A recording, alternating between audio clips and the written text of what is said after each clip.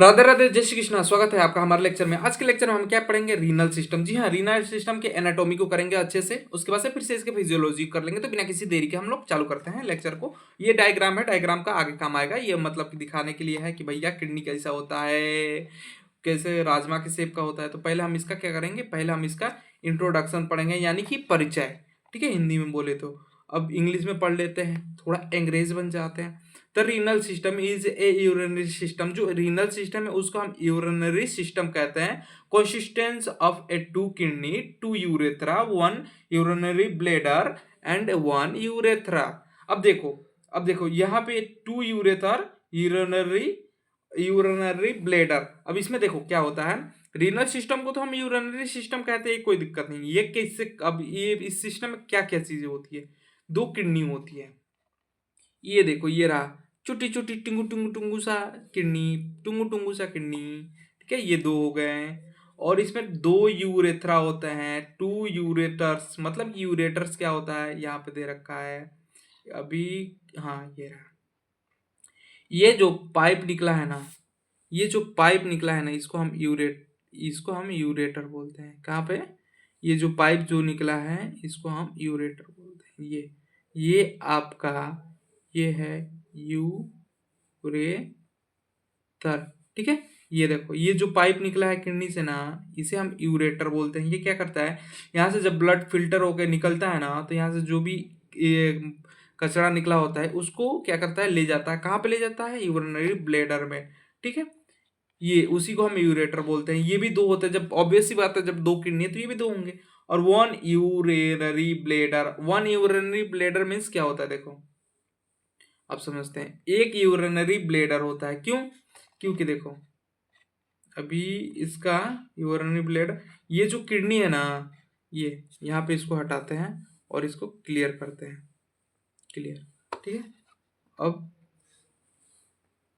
इसको यहाँ पे ले आओ बड़ा करके। ठीक है, ये जो पाइप है ना, ये जो यूरेटर है, ये यहाँ पे ऐसे एक पाउच से जुड़ा होता है। ऐसे ऐसे ये पाउच होता है।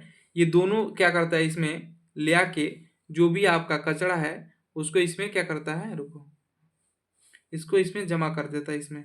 तो ये दोनों एक ही, मतलब कि ये टैंक है। आपने कभी सोचा होगा, जैसे टॉयलेट लगी तो कहाँ पे इकट्ठा होता है? ये इसमें होता है, यूरिनरी ब्लेडर में होता है। ये क्या करता है, जितने भी यूरिन को है उसमें इकट्ठा कर लेता है। ठीक है, ये ठीक है, ये इसका काम होता है बस यूरिन को इकट्ठा कर लेना। और ये जुड़ा होता है दो यूरेथ्रा से, ऐसे होता है पाउच की तरह। ठीक है, दिख भी गया होगा अच्छे से। एंड अब आ जाते हैं आगे। आगे एंड वन यूरेथ्रा। यूरेथ्रा क्या होता है वो भी देख लेते हैं। ये क्या, यूरेथ्रा जो होता है ना, वो यूरिनरी ब्लेडर से कनेक्ट होता है। ऐसे ये कनेक्ट हो गया ना, तो ये अब क्या करेगा, देखो। अब ये आगे ना, अरे यार इससे नहीं, हाँ, आगे ऐसे ये पाइप कंटिन्यू रहेगा और पाइप कंटिन्यू होके बाहर, या तो मेल में पेनिस द्वारा और फीमेल में यहाँ पे ये यूरेथ्रल ओपनिंग होती है। ठीक है, वेजाइना के टॉप पे, वहां से ये, यहाँ से जो यूरिन है वो बाहर एग्जिट कर जाएगा। बाहर एग्जिट कर जाएगा क्या, यूरिन। ठीक है, यूरिन बाहर एग्जिट कर जाएगा, मतलब कि बाहर चला जाता है। किसके थ्रू? यूरेथ्रा के थ्रू। इसे हम यूरेथ्रा बोलते हैं, इसे हम क्या बोलते हैं? यूरेटर बोलते हैं। कंफ्यूज मत होइएगा, दोनों का नाम एक ही है, बट कंफ्यूज नहीं होना है यहाँ पे। ठीक है, अब आगे जाते हैं। Its main function is a filtration of blood and removing of waste and regulating of water and electrolyte balance and maintain acidic balance. मतलब क्या कह रहा है, रीनली सिस्टम जो है उसे हम यूरिनरी सिस्टम कहते हैं। इसमें दो किडनी होती है, दो यूरेथ्रा होते हैं और एक यूरिनरी ब्लेडर होता है और एक यूरेथ्रा होता है। ठीक है, और इसका काम क्या होता है, मेन काम होता है खून को फिल्टर कर देना, ब्लड को फिल्टर कर देना, वेस्ट को बाहर निकाल देना। ठीक है, और जो पानी पीते हैं उसमें बहुत सारे इलेक्ट्रोलाइट रहते हैं। अभी इसको थोड़ा दूर कर लेते हैं। उसमें बहुत सारे इलेक्ट्रोलाइट रहते हैं, तो वाटर में इलेक्ट्रोलाइट का बैलेंस बना कर रखना। बहुत सारे इलेक्ट्रोलाइट रहते हैं, तो सबको तो नहीं ले सकता, बट जितने अपने आप को नीड है, जितनी अपने आप को नीड है उतनी रखे, बाकी बाहर निकाल दिया। अगर कम भी पड़ रहा है तो फिर भी उसको बनाना पड़ेगा। ठीक है, एंड मेंटेन है एसिडिक बैलेंस। अब आप सुने भी होंगे और आप पढ़े भी हैं अच्छे खासे, डाइजेस्टिव सिस्टम में जो हमारा स्टोमक है उसका एसिडिक लेवल काफी ज्यादा हाई रहता है, उसका बहुत हाई रहता है। कौन मेंटेन करता है? किडनी मेंटेन करता है, किडनी चचा मेंटेन करता है। ठीक है, अब आ जाता है kidney. Kidney location and structure, मतलब किडनी होता कहाँ है। आमतौर पे आप देखे होंगे किडनी, बोले भैया किडनी तो ये रहा, मेरा किडनी ये, गुत्ती लाल कर दूंगा। किडनी वहां नहीं होती, किडनी होती है पीछे का साइड। ठीक है, अब एग्जैक्ट लोकेशन देखो कहाँ होता है। Kidney are a bean shape. Bean shape means ऐसे, जो आप राजमा खाते हैं उसके शेप का, इसको हम कहते हैं बीन शेप, यानी कि राजमा के शेप का। Organ located up the retroperitoneally and the other vertical column. Column में T12 और L3 लेवल के पास, ये T12 ऊपर, L3 लेबर लिम्बर, ठीक है, उसके लेवल के पास होता है। अब देखो ये यहाँ पे शेप देख लो इसका, ये देखो हल्का राजमा की तरह लग रहा है कि नहीं। अब बोलो भैया यार खाने को तो कम से कम मत बिगाड़ो यार, खाना को तो छोड़ दो। देखो, लग रहा है भैया, तो अब क्या करें, हम बोल ही दिए हैं सब की किडनी जो है राजमा का शेप है, तो हम भी बोल ही दिए राजमा का शेप है। देखो ऐसे ये है किडनी, तो राजमा का शेप होगा, इसलिए है किडनी है बेबी इन शेप। ठीक है, अब उसमें क्या क्या होता है वो पढ़ेंगे आगे, बट अभी इतना देखो। And right kidney is a slightly lower than a left due to a liver. जो हमारी हमारी राइट किडनी होती है, ये वाली इस साइड वाली, पीछे के साइड वाली, वो स्लाइटली मतलब कि नीचे की तरफ होती है, क्योंकि लीवर के कारण। ये मान लो कि ये अपना राइट है ना, तो ये अपनी लेफ्ट किडनी जो है वो स्लाइटली इससे ऊपर रहेगी, क्योंकि यहाँ पे लीवर का जो स्पेस रहता है ना, चलो लिख ही देता हूँ, लीवर लीवर का जो स्पेस रहता है वो थोड़ा ज्यादा रहता है, जिसके कारण इसको दब कर रहना पड़ता है, ये पावर में नहीं आ पाता है, काम उतना ही करता है, पर थोड़ा सा इसको नीचे की तरफ रहता है। इस kidney have a Helios sorry helium sorry helium entire existing renal artery and renal vein aorta and cortex and medulla and renal pelvic। ये जो है ना सारे किडनियों के पास होता है, सारी किडनियों के मतलब कि दोनों किडनियों के पास होता है। अब ये क्या होता है, यहाँ पे देखो ये लेयर का नाम है renal cortex, renal medulla, renal papillae and renal pyramid and renal columns and a fibrous cortex. मतलब कि ये आपके लेयर का नाम है। ये देखो ये पिरामिड शेप का होता है, ऐसे पिरामिड शेप यानी कि ट्रायंगल शेप। ये देखो देखने में भी लग रहा है थोड़ा ट्रायंगल शेप का होता है। ठीक है, ये थोड़ा सा ट्रायंगल शेप का होता है, इसीलिए इसको हम रीनल पिरामिड बोलते हैं। ठीक है, और ये रीनल वेन आर्टरी, आर्टरी समझ रहे हैं, oxygenated blood, when deoxygenated blood, ये सारी चीजें आती हैं यहाँ पे। ठीक है, और रीनल पेल्विक ये होता है यहाँ का, इस पूरे एरिया को रीनल पेल्विक कहते हैं। ठीक है, यूरेथ्रा आपको बता ही दिए, मेजर कोलेक्सिस इसको बोलते हैं, जो कि ये जो अपना पिरामिड है ना, पिरामिड शेप से एक डक्ट निकलता है, यहाँ पे ये 3 डक्ट को जोड़ता है, उसको हम बोल देते हैं मोजर कोलेक्सिस। ठीक है, और फाइबर कैप्सूल किसको बोलते हैं, बाहर से ऊपर का जो ये लेयर होता है फाइबर के टाइप में होता है, इसीलिए हम इसको फाइबर कैप्सूल बोल देते हैं। एंड इसको देखो, अब ये क्या बोला है, renal renal columns, renal columns इसको बोलते हैं, जो बीच वाला हिस्सा है इसको रीनल कॉलम्स बोल दिया। एंड रीनल पिरामिड आपको बता ही दिए, रीनल पेप्लियाई ये इसको बोलते हैं, यहाँ पे जो ज्वाइंट है। ठीक है, एंड ये जो मेडुला, रीनल मेडुला है, रीनल मेडुला है, ये इस वाले को रीनल मेडुला कहते हैं, इस वाले एरिया को रीनल मेडुला करते हैं। रीनल कॉर्टेक्स लेयर का नाम है, जो फाइबर्स के बाद प्रेजेंट होता है। अब ये देखो यहाँ पे हिंदी में लिख रखा है, किडनी का बिन शेप ऑर्गन होता है, जो कि क्या करता है, रिट्रोओट्रोपिनल ऑप्शन होता है, जिस मतलब की पोजीशन में होता है। एंड T12 और L3 के पास रहता है, जिसमें राइट किडनी थोड़ी सी नीचे होती है, क्योंकि वहां लीवर होता है। ठीक है, एंड हिलियम जो कि जिधर आर्टरी और वेन और यूट्रस आते हैं उस वहां तो होता है, और कॉर्टेक्स बाहर का भाग होता है। कॉर्टेक्स आप देख लिए, रीनल कॉर्टेक्स, रीनल, इस सारी चीजें। रीनल मेडुला अंदर का भाग को कहते हैं, जो पिरामिड शेप का होता है। रीनल पेल्विक जो फनल शेप होता है, ऐसे रीनल पेल्विक इसको बोलते हैं। मान लो ऐसे ये पिरामिड जो आया ना, तो यहाँ इसको ऐसे कलेक्ट कर रहा है ना, जो कलेक्ट कर रहा है ऐसे फनल शेप। अभी कलर चेंज कर देते हैं, यहाँ पे जो मान लो कि ये कलेक्ट कर रहा है ना पतला सा, इसको हम बोलेंगे रीनल पेल्विक। ठीक है, इस फनल शेप स्ट्रक्चर को रीनल पेल्विक बोलते हैं। ठीक है, आवाज आता है नीचे, अरे हाँ ये रहा, देखो किडनी, ये आपका पूरा होल किडनी है, होल। ठीक है, मतलब पूरा किडनी है। अब इसमें क्या होता है ना, इसमें होता है सबसे छोटी इसकी यूनिट होती है नेफ्रॉन, यानी कि सबसे सूक्ष्म लेवल। जैसे हमारे शरीर का सेल है ना, वैसे इसके काम करने की सबसे छोटी लेवल क्या है, नेफ्रॉन। ठीक है, सबसे छोटी लेवल पे काम करता है नेफ्रॉन। ठीक है, ये नेफ्रॉन सबसे छोटी लेवल है। अब नेफ्रॉन में क्या क्या होता है, नेफ्रॉन में देखो क्या होता है, एक होता है गोलीमरस। गोलीमरस, ठीक है, गोलीमरस क्या होता है, ऐसे देखो इसको मैं बनाने की कोशिश करूंगा। ऐसे ये होता है और फिर यहाँ से ये निकल जाता है, इसको हम बोलते हैं गोलीमरस। अब इसमें क्या होता है ना, इसमें जो ये यहाँ से ब्लड आया, मान लो कलर चेंज कर लेता हूँ मैं, ये यहाँ से ब्लड आया, ऑक्सीजनेटेड ऑक्सीजनेटेड ब्लड आया, ऑक्सीजनेटेड ब्लड आया, और यहाँ पे फिल्टर तो हो ही रहा है, नेफ्रॉन वगैरह सारी चीजें है, फिल्टर हो रहा है। और यहाँ से फिर क्या हुआ, जो ब्लड फिल्टर हो गया ना, वो इसमें से सीधे निकल गया। अब इसमें से ना जो भी चीजें निकली ना, वो इधर ये धीरे से इसमें आ जाएंगी। अब ये बाहर इसमें निकालेगा। अब यहाँ आ गई, ठीक है। अब ये तुम्हारे मान लो कि नेफ्रॉन के गोलुमरस पार्ट में आ गया, इस पार्ट को गोलुमरस पार्ट बोलते हैं, इस पार्ट में आ गया, तो इस पार्ट से ट्यूब के जरिए, यानी कि पाइप के जरिए ट्यूब क्या करता है ना, अब यहाँ से तो मान लो कि मेनली वाटर ही ऑब्जर्व हुआ होगा, तो ये वाटर को ऑब्जर्व, वाटर आ गया ना, तो ट्यूब क्या करता है, वाटर को, और जो जितना मतलब कि क्लियर वाटर है उसको फिर से ऑब्जर्व करके वापस भेजता है। यहाँ पे फिर आ गया क्लियर वाटर, फिर ले आएगा यहाँ पे, फिर ऐसे loop up handle, loop up, ये सारी चीजें इसको घुमा घुमा के जितना ऑब्जर्व होने वाला था उससे ऑब्जर्व किया, ले जाने वाला था ले गया, क्या करेगा, यहाँ से आया फिर इधर से ऐसे निकल गया, नीचे की तरफ आ गया। ठीक है, ये नेफ्रॉन की यूनिट होती है। यहाँ पे कलेक्टिंग डक्ट होता है जो कि कलेक्ट करता है सारी चीजों को, फिर डायरेक्ट यूरिन को एग्जिट डक्ट में डाल देता है। अब देखो एक ही बार डायरेक्ट ऐसा नहीं है ना कि थोड़ा थोड़ा बन रहा है तो निकल रहा है, थोड़ा थोड़ा बन रहा है तो निकल रहा है, ऐसा नहीं होगा ना। यहाँ पर कलेक्ट किया फिर डायरेक्ट एग्जिट कर दिया। ठीक है, और यहाँ पे से तुम्हारा फिल्टर ब्लड, अनफिल्टर ब्लड सब आया, और क्या किया, यहाँ पे आके फिल्टर होके फिर निकल गया। ठीक है, इसका काम होता है। अब ये देखो, इसको अनफिल्टर, अनफिल्टर ब्लड यहाँ से जाता है ऊपर से, ठीक है, अनफिल्टर ब्लड नीचे से निकल जाता है धीरे से, और अनफिल्टर ऊपर से चला जाता है। और यूरेथ्रा क्या होता है, यूरेथ्रा ये जो ये वाला पॉइंट है ना, कलेक्टिंग डक्ट, और ये जो यूरिनरी एग्जिस्टिव डक्ट है, यहाँ से क्या होता है, यूरेथ्रा में चला जाता है, यूरेथ्रा में।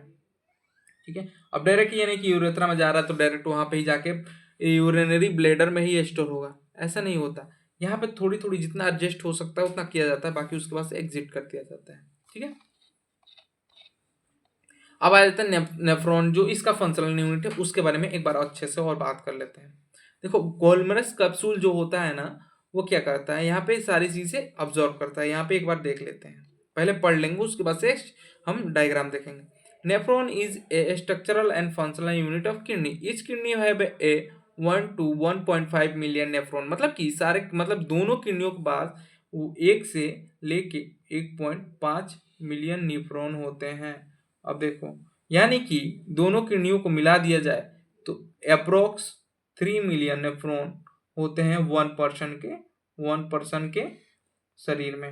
मतलब ये शरीर क्या ही बोल सकते हो, वही किडनी में दोनों मिला के। ठीक है, 1 या ये 1 बोल दो या 2 से 3 बोल दो। ठीक है, इतने मिलियन होते हैं। अब देखो रीनल कैप्सूल, अब इसके बारे में हम पढ़ते हैं, अभी पहले ये पढ़ लेंगे। पार्ट ऑफ नेफ्रॉन, अब इसके कितने पार्ट होते हैं नेफ्रॉन के, पहला रीनल कैप्सूल, दूसरा रीनल ट्यूब जो आपको मैं बताया था ट्यूब, और नीचे है कलेक्टिंग डक्ट और एग्जिटिंग डक्ट, एग्जिट डक्ट। ठीक है, 3 पार्ट आपको देख ही लिए यहाँ पे। ठीक है, अब देखो, अब पहले आप पढ़ते हैं रीनल कैप्सूल में, जिसमें रीनल कैप्सूल में क्या क्या आता है, ग्लोमेरुलस, जो कि network of capsule for filtration, ये नेटवर्क होता है फिल्ट्रेशन का। यहाँ पे ये रहा आपका, ये जो ब्लू लाइन ड्रॉ हुई ना, ये वाली लाइन, इसको हम बोलते हैं, क्या बोलते हैं, बोल्मस स्पेस बोलते हैं, बोल्मस कैप्सूल भी बोल देते हैं, गोल्मरस कैप्सूल बोलते हैं इसको। ठीक है, ये ऐसे ये जो आया है ना, इसको हम बोल देते हैं गोल्मरस कैप्सूल। ये क्या करता है, रीनल में गोल्मरस कैप्सूल जो होता है, ये हाईली, मतलब कि यहाँ सब ये सारी चीजें आई, अब फिल्टर होके इधर इधर उधर इधर उधर इधर जाती रहती है सारी चीजें। ठीक है, इसमें आ गए, सारी चीजें इसमें आती रहती है। ठीक है, इसमें से फिल्टर होके आते रहता है। मेनली क्या करता है ना, वाटर, इलेक्ट्रोलाइट, जो भी चीजें इसके अंदर फिल्टर करके ले लेता है। अब इसका काम क्या होता है, अब ये तो फिल्टर करके अंदर ले लिया। अब इसमें देखो ये है वॉल्यूम्स कैप्सूल ही इसको बोलते हैं, ये गोल्मरस कैपिलरी बोलते हैं, और इसको कैप्सूल बोल लेते हैं पूरे वाले को, ठीक है, वॉल्यूमस कैप्सूल भी बोलते हैं, ठीक है। अब ये क्या करता है ना, इसको फर्दर रीनल ट्यूब में भेज देता है। रीनल ट्यूब के भी हिस्से होते हैं, पहला प्रोक्सिमल कोवेल्टर ट्यूब जिसको पीसीटी बोलते हैं, और लूप ऑफ हेनले जो डिसेंडिंग और असेंडिंग दोनों होता है। ये चीजें हम देखेंगे तो समझ में आ जाएगा। एंड डिजिटल कॉन्वेक्ट ट्यूब जिसको हम बोलते हैं कॉन्वोल्यूटेड ट्यूब डीसीटी, यहाँ पे देखेंगे तो समझ में आ जाएगा। अब इसको हम बोल दिए गोल्मरस कैप्सूल, इस वाले भाग को, ये इसका नेक हो गया। अब यहाँ से चालू होता है ट्यूब। अब ये पूरा ट्यूब ही है, यहाँ पूरा ट्यूब है, ठीक है। अब इस ट्यूब में देखो क्या होता है, लूप ऑफ हेनले होता है। इस पूरे लूप को लूप ऑफ हेनले बोलते हैं। जब नीचे आ रहा है ना तो इसको लूप ऑफ डिसेंडिंग हेनले बोलेंगे, और जब ऊपर जा रहा है तो इसे लूप ऑफ असेंडिंग हेनले बोलेंगे। तो यानी कि लूप ऑफ, ये असेंडिंग हेनले है LA, और ये loop of LD loop of descending Henle है, ये वाला पार्ट, ठीक है, क्योंकि इधर से यूरिन नीचे आ रहा है, ठीक है। और यहाँ पे ये कलेक्टिंग ट्यूब है, इसके आगे पढ़ेंगे, यहाँ पे आ जाता है तो फिर यहाँ से कलेक्टिंग ट्यूब चालू हो जाता है, कलेक्ट करता है। ऐसे बहुत सारे नेफ्रॉन होते हैं जो ऐसे जुड़े होते हैं यहाँ से। मान लो कि ये दूसरा नेफ्रॉन आया तो इधर से चला आया, तीसरा इधर से, कलर ही चेंज कर लेते हैं, दूसरा नेफ्रॉन इधर चला आया, तीसरा नेफ्रॉन इधर चला आया, इससे ऐसे जुड़े रहते हैं। ये जैसे ये आ गया, ये इससे जुड़ा है, ये मान लो ये तो नेफ्रॉन ही है ना, तो ये उससे आके सीधे ऐसे loop of descending loop of ascending ऐसे बनाते हैं, इससे जुड़ गया। वैसे ही बहुत सारे नेफ्रॉन्स आके जुड़ जाते हैं इसमें, ठीक है। अब आ जाते हैं नेक्स्ट, नेफ्रॉन हो गया, ठीक है। अब आ जाते हैं इसके, ये रहा किडनी का होल स्ट्रक्चर है ये, ठीक है। ये पिरामिड है, पिरामिड में ही रहते हैं नेफ्रॉन सेफ्रॉन, जो भी चीज़ें हैं ये पिरामिड में ही रहते हैं सारी चीज़ें, ठीक है, इसी में रहते हैं। अब यहाँ पे फिल्टर होता है, फिल्टर होके ये मतलब बहुत छोटी हिस्सा हम लोग उठाए हैं, बहुत छोटा सा हिस्सा हम इसको अभी अप किए हैं। किडनी में जो नेफ्रॉन है वो सबसे छोटी यूनिट काम करने वाली होती है। किडनी में 10 से 5 लाख तक नेफ्रॉन हो जाते हैं। नेफ्रॉन का पार्ट क्या क्या होता है, रीनल कैप्रोच जिसमें बॉल्स का ये होता है, ग्लोमेरुलस होता है जो कि खून को फिल्टर करता है, वॉल्स को फिल्टर को पकड़ता है। रीनल ट्यूब क्या करता है, पीसीटी, लूप ऑफ हेनले में दो चीजें होती है, loop of ascending loop of descending, DCT hormone control, reabsorption, ठीक है, एंड कलेक्टिंग डॉग जो कि क्या करता है, फाइनली कलेक्ट करता है। अब किडनी में ब्लड कहाँ से आता है, ठीक है, ब्लड सप्लाई ऑफ किडनी में ब्लड कहाँ से आता है, लूप ऑफ हेनले हो गया। देखो मेन चीज ये याद करनी है, किडनी जो है बिन शेप है, T12 से लेके L3 के बीच लोकेटेड होता है, पीछे के साइड अपने यहाँ पे, ठीक है, कमर के साइड। और इसका जो होता है, जो मतलब कि फंक्शनल यूनिट है, नेफ्रॉन है सबसे छोटी यूनिट। और नेफ्रॉन के 3 हिस्से होते हैं फर्दर। पहला हिस्सा आपका कैप्सूल हो गया, जिसमें बोल्मस कैप्सूल और ये गोल्मरस कैप्सूल होते हैं, ठीक है, बॉल्स कैप्सूल और गोल्मस कैप्सूल हो गया, पहला कैप्सूल हो गया। और दूसरा ट्यूब होता है जिसमें कि लूप ऑफ हेनले होता है। लूप ऑफ हेनले में एक असेंडिंग हो गया, एक डिसेंडिंग हो गया, एंड उसके बाद से लास्ट वाला पार्ट कलेक्टिंग होता है, जो कि कलेक्ट कर लेता है, और कलेक्ट करके क्या करता है, ये आपको स्टोर करता है, फिर एग्जिट कर देता है किसमें, यूरेथ्रा में, ठीक है। यूरेथ्रा में नहीं, किस में करता है, हाँ ये उसमें कर देता है, यूरेटर में कर देता है। यूरेथ्रा आपका बाहर होता है, जो कि यूरिनरी ब्लैडर से जुड़ा होता है। देखो हाँ, renal artery segment artery and interlobar artery, एक्यूरेट रीनल आर्टरी, ये क्या है आपका, खून कैसे जाता है, ये एग्जैक्ट इसको फिजियो में पढ़ेंगे, फिजियो का पार्ट है, ठीक है। ये आ गया आपका यूरेथ्रा यानी कि ये वाला पाइप जो आ रहा है, इसको हम यूरेथ्रा बोलते हैं, ठीक है। ये यूरेथ्रा है, या फिर यूरिनरी ट्यूब तो नहीं बोल सकता, क्योंकि यूरिनरी ट्यूब उसको ही बोलेंगे, इसके जो ब्लैडर से कनेक्ट होता है, ठीक है, यूरेथ्रा है, ठीक है। ये क्या होता है, किडनी से कनेक्टेड होता है, ऐसे कनेक्टेड होता है यूरेथ्रा, और यहाँ पे यूरिनरी ब्लैडर से कनेक्टेड होता है। और ये क्या होता है, ये टेस्टिकुलर आर्टरी जो है, इसको ऐसे मतलब कि मेल में टेस्टिकुलर आर्टरी इसको ऐसे गोल करके गई होती है। एंड एक्सटर्नल लाइसेंस आर्टरी, ये आर्टरी के बारे में बात हो रही है, क्या क्या दिया है इसमें। मेल में यूरेथ्रा जो है 25 से 30 सेंटीमीटर लॉन्ग होता है एंड मस्कुलर ट्यूब ऑर्गन्स होता है, ठीक है। ये ये जो है यूरेथ्रा लॉन्ग होती है मेल में, ठीक है। एंड पासिंग बिहाइंड ऑफ ए, ये क्या है, प्रोस्टेट ग्लैंड, प्रोस्टेटोड ग्लैंड, इसको प्रोस्टेटोड ग्लैंड बोलते हैं। एंड थ्री कॉन्ट्रैक्ट, इसका 3 पार्ट होते हैं। पहला कौन कौन सा होता है, पेल्विक वर्टिकुलरी जंक्शन, क्रॉस ऑफ ए इलम वेसल्स एंड वेस्कुलर जंक्शन, इसका जंक्शन है, पार्ट है इसका, ठीक है। अब इसका देखो 30 सेंटीमीटर लंबी होती है नली, मस्कुलर होती है, यूरिनेटिव होते हैं। इसके 3 हिस्से होते हैं, पेल्विक पेल्विक यूरेथ्रा जंक्शन, इलेशन vessels and vesicoureteric junctions, bladder में एंट्री करता है, जो यहाँ पे जो एंट्री करता है, ठीक है। ये यूरेथ्रा जो यहाँ पे एंट्री करता है ब्लैडर में, ठीक है। अब आ जाते हैं यूरिनरी ब्लैडर के बारे में, यानी कि जहाँ पे जो हम लोग ये यूरिन एक करते हैं, स्टोर करते हैं, यूरिन स्टोर, यानी कि एक तरह से ये बोलो तो टंकी है, टंकी है, मेल के फीमेल में दोनों में। और फीमेल में भी उतना होता है, ठीक है। And hollow muscular organ located out of pelvic region किसको बोलते हैं, ये, ठीक है, जिसको हम अपने भाषा में डाढ़ बोल रहे हैं, कमर बोल रहे हैं, ठीक है। Line by of A transactional epithelium, मतलब कि ट्रांजेक्शनल इपिथीलियम से लाइन होता है, ये अंदर वाला पार्ट इसका ट्रांजेक्शनल इपिथीलियम से लाइन होता है। कैपेसिटी कितनी होती है, 300 से 50 ml कैपेसिटी होती है, मतलब कितना स्टोर कर सकते हैं। Have a specialised area called a, ये triangle and smooth triangular region, ये मतलब कि ट्रायंगल शेप का होता है, ऐसे ऐसे ट्रायंगल शेप का होता है, पेल्विक में मौजूद होता है, इसके अंदर लाइन ट्रांजिशनल एपिथेलियम का होता है, इतना, ये सारी चीजें वही लिखी है, हिंदी में लिखी है, ठीक है। अब आ जाते हैं यूरेथ्रा, वो यूरेट सॉरी ये क्या है आपका यूरेटर है, ठीक है। हम इसको यूरेथ्रा बोल रहे हैं, क्योंकि फ्लो में ये आप साइकोलॉजी पढ़ेंगे तो पता चल जाएगा, साइको भी मैं पढ़ाऊंगा इसमें। अब क्योंकि ये आपका कुल मिला के 7 दिन का मेहमान रख चुका है, एना और फिजियो, फिर आ जाएंगे साइको और सोशो पे, ठीक है। इसको यूरेथर बोलते हैं, और ये यूरेथ्रा है, ये जो मेन यहाँ से निकला है ना, इसको यूरेथ्रा बोलते हैं। और ये क्या होता है, ये मसल्स वगैरह सारी चीजें वही है। मेल में जो है ये यूरेथ्रा जो है 20 सेंटीमीटर का होता है, फीमेल में 4 सेंटीमीटर का होता है, ठीक है। ये मतलब कि बाहर निकालता है, जितनी भी आपकी यूरिन है उसको डायरेक्ट आउट कर देता है।